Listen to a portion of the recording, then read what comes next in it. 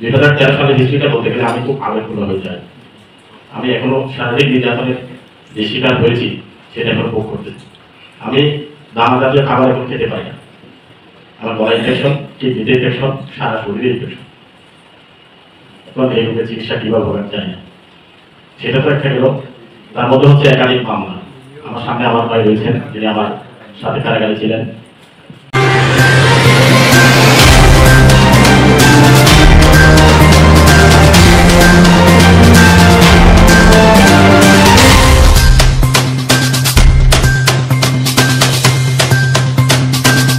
দেশ চিন্তা চ্যানেলের পক্ষ থেকে সবাইকে স্বাগত। 25 অক্টোবর শনিবার দুপুরে চট্টগ্রাম নগরের একটি হোটেলে মানবাধিকার সংগঠন অধিকার আয়োজিত convention against torture and optional protocol to convention against torture এ সময় হেফাজতে নির্যাতনে অঙ্গ হারানো ভুক্তভোগী রেজভি বলেন, আমি রেজভি চৌধুরী 2013 সালে নির্যাতিত একজন ব্যক্তি এবং গুমের শিকার। পাশাপাশি আমার আরেকজন আমার এলাকারই উনি একজন ব্যবসায়ী ছিলেন বলে মনে করি। উনি এখন গুম রয়েছেন, এখন তারা আসেন না। আসলে বক্তব্য শুরুতে আমি তিনজন ব্যক্তির প্রতি খুব কৃতজ্ঞতা প্রকাশ করছি, যাদের পরিশ্রমের বিনিময়ে আমি ফিরে এসেছি।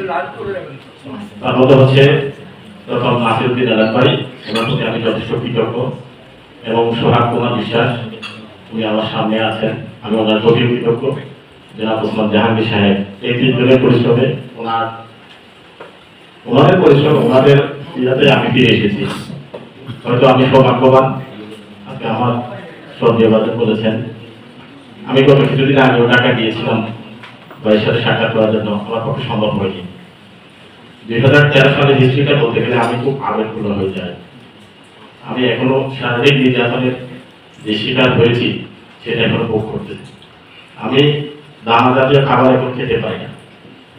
আমার গলা ইনফেকশন, কিডনিতে ইনফেকশন, সারা শরীরে ইনফেকশন। এখন এই রোগের চিকিৎসা কিভাবে হবে আমি জানি না। সেটা তো একটা গেল।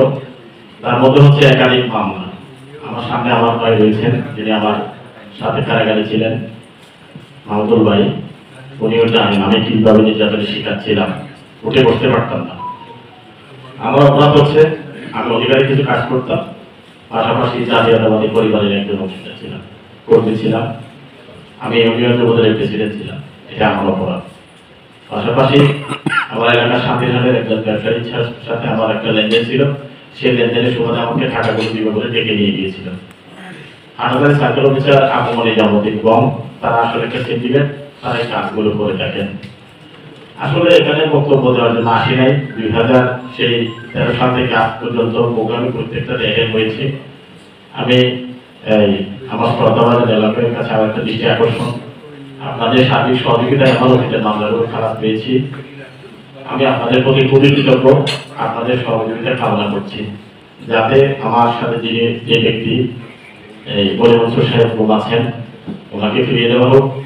আমার যেটা হয়ে গেছে সেটা আমি জেনে নিয়েছি, আর আমার মামলাগুলোর জন্য একটু সার্বিক সহযোগিতার প্রয়োজন, এই কামনাই করছি। আসসালামু আলাইকুম। পরিচালক SN নাসিরউদ্দিন এলামের সঞ্চালনায় মূল তথ্য উদ্ভাবন করেন অধিকারের পরিচালক তাসকিন ফাহমিনা। উপস্থিত ছিলেন চট্টগ্রাম দক্ষিণ জেলা বিএনপির সাবেক আহ্বায়ক আবু সুফিয়ান, মহানগর আয়োজনের সেক্রেটারি অধ্যক্ষ নুরুল আমিন, চট্টগ্রাম বিশ্ববিদ্যালয়ের সমাজবিজ্ঞান অনুষদের ডিন ডক্টর এনায়েত উল্লাহ পাটোয়ারি, চট্টগ্রাম প্রেস ক্লাবের সদস্য সচিব জাহিদুল করিম কোচি।